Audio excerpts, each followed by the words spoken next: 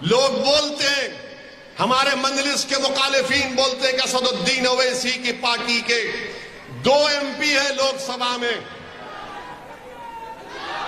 आखिरी में नारा लगाएंगे, अभी सुनो। लोग कहते हैं, मंजलिस के मुखालिफ लोग कहते हैं कि ओवैसी के 2 MP हैं, पार्लियामेंट में क्या करेगा। मेरे अजीज दोस्तों और बुजुर्गों, भारत की लोकसभा में भाजपा के 300 MP हैं और उन 300 MP के सामने जब भी आपका गुनाहगार भाई बेटा खड़ा हो जाता है तो भाजपा के 300 MP 6 मिनट में 3 मर्तबा खड़े होकर हमको सलाम करते हैं। ये मिजाज आपको गुजरात की विधानसभा में पैदा करना पड़ेगा। 500 की लोकसभा में 300 भाजपा के MP हैं।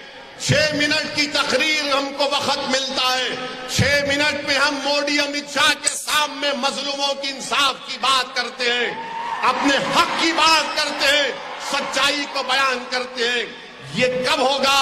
जब आप मुत्तहिद होकर गुजरात की विधानसभा में साबिर काबुलीवाला को भेजाएंगे, अब्दुल बशीर शेख को भेजाएंगे, आप शिबू भाई को भेजाएंगे, दानी निर्मला से हमारी दलित बहन को भेजाएंगे। क्योंकि गुजरात में आप देखते हैं कि जो अपोजिशन है, विपक्ष है, वो तो भाजपा से मिला हुआ है, वो तो भाजपा से मिला हुआ है। इसीलिए आप देखते हैं कि कांग्रेस हम पर इल्जाम लगाती है। कांग्रेस कहती है कि ओवैसी बीजेपी का बी टीम है, बोलते हैं ना।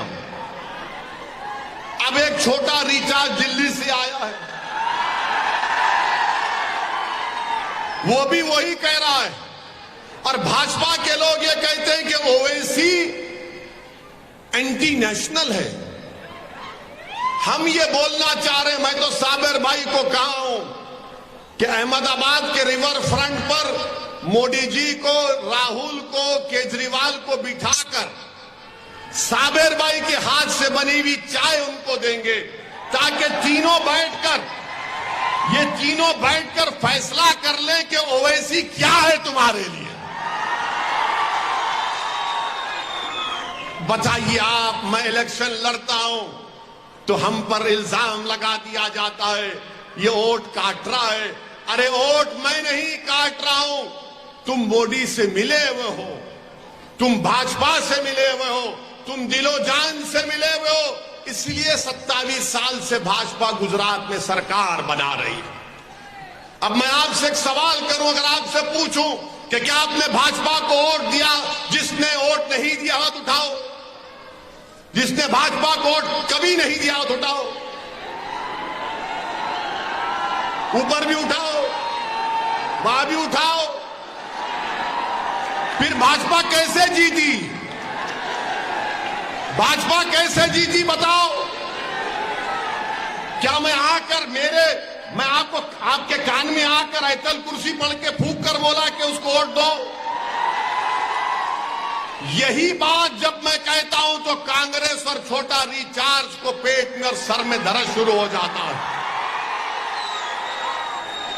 तो मालूम हुआ कि ये सब अंदर से मिले हुए हैं, ये सब अंदर से मिले हुए। और उसकी और एक मिसाल, क्या कांग्रेस के 12 या 15 MLA बीजेपी में नहीं चले गए? जीते कांग्रेस के नाम पर। आपने वोट दिया भाजपा के खिलाफ, वो चुनाव जीतकर मोदी के गोद में बैठकर चाय पी रहे हैं। आज कांग्रेस हमको गाली देती है, आज भाजपा हमको गाली देती है, तो मालूम हुआ ये दोनों के लिए दर्द सर ओवैसी बन चुका है। मेरे अजीज दोस्तों और बुजुर्गों, ये कांग्रेस पार्टी से पूछिए, जुलाई 2019 में जब अमित शाह ने बहैसियत home minister unlawful activities prevention act का तरमीम का अमेंडमेंट का कानून लाया, तो क्या कांग्रेस ने अमित शाह की सपोर्ट नहीं की लोकसभा में? यही कांग्रेस पार्टी ने अमित शाह के लाए हुए अमेंडमेंट कानून की तारीफ की। और वह कानून क्या बोलता है कि दिल्ली में बैठा हुआ एक एनआईए का इंस्पेक्टर सूरत में बैठे हुए किसी भी एक शख्स को टेररिस्ट घोषित कर दे सकता है, बगैर के फैसले के, और कांग्रेस ने उसकी सपोर्ट की। लोकसभा में आपने, कांग्रेस ने मोदी का साथ दिया इसे काले कानून को बनाने में। क्या ये जो दिल्ली से आया है छोटा रिचार्ज, उसकी पार्टी ने साथ नहीं दिया? उसने साथ दिया। अब सब कहते हैं ओवैसी ऐसा है, मजलिस ऐसी है। अरे तुम्हारा चेहरा बयान कर रहा हूं मेरे अजीज दोस्तों और बुजुर्गों। जब ट्रिपल तलाक का मसला आया, तीन मरतबा पार्लियामेंट में मोदी ने बिल लाया, और तीनों मरतबा अल्लाह सुब्हानहू तआला ने मुझे यह एजाज बख्शा कि मैं ट्रिपल तलाक के उस काले कानून के खिलाफ बोल सकूं, दलाइल दे सकूं, संविधान को सामने रखकर उसकी धज्जियां हमने उड़ा दी। ये लोग क्या कर रहे थे? ये लोग तायीद कर रहे थे ट्रिपल तलाक के कानून की। मेरे अजीज दोस्तों और बुजुर्गों, बच्चों को लाठियों से मारा गया, बिल्किस का मसला उठा तो पूरे भारत में अगर सबसे पहले इन दोनों वाकयात के खिलाफ किसी ने नाइंसाफी और इंसाफ का मुतालबा किया, किसी ने उनकी तायीद में आप जबान खोली, तो उसका नाम मजलिस और असदुद्दीन ओवैसी था। अब मैं आपको पैगाम कुछ देना चाह रहा हूं, आप किसी को भी वोट देने, मैं सूरत की जनता के सामने आपको अपना सब कुछ समझकर अपनी दिल की बात रख रहा हूं। मैं गुजरात की जनता के सामने, आपके सामने अपनी दिल की बात रख रहा हूं। बताओ, जो हर मसले पर, हर नाइंसाफी पर, हर काले कानून पर, हर जुल्म पर जनता की तारीफ में खड़ा हो जाता, और वो लोग खामोश बैठे रहते हैं। तुम खामोश बैठने वालों का साथ दोगे या लड़ने वाले का साथ दोगे, आपको फैसला लेना।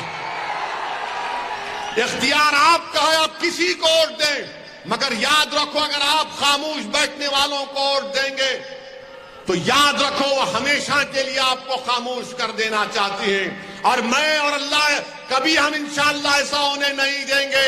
हम खामोश नहीं बैठेंगे, हम जिंदा हैं और जिंदगी का सबूत लड़के देंगे, मर के देंगे, मर लड़ेंगे इंशाअल्लाह।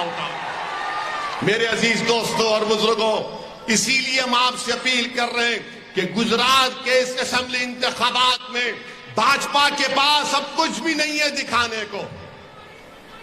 भाजपा के पास कुछ भी नहीं है। तो मोदी ने कल अपने भाषण में कह दिया कि मैंने गुजरात को बनाया। अब आप बताइए, क्या मोदी से पहले गुजरात नहीं था? क्या अभी गुजरात नहीं है? क्या ओवैसी और मोदी के बाद गुजरात रहेगा ना? इंशाअल्लाह रहेगा ना गुजरात। तो गुजरात को बनाने वाले सब आए, मगर जो मुख्यमंत्री बना उसने नहीं बनाया, जनता ने उसको बनाया। जनता ने उसको बनाया। हां मोदी जी, गुजरात को सौराष्ट्र की महिलाओं ने बनाया, गुजरात को डांग के आदिवासियों ने बनाया, गुजरात को वडगाम के दलितों ने बनाया,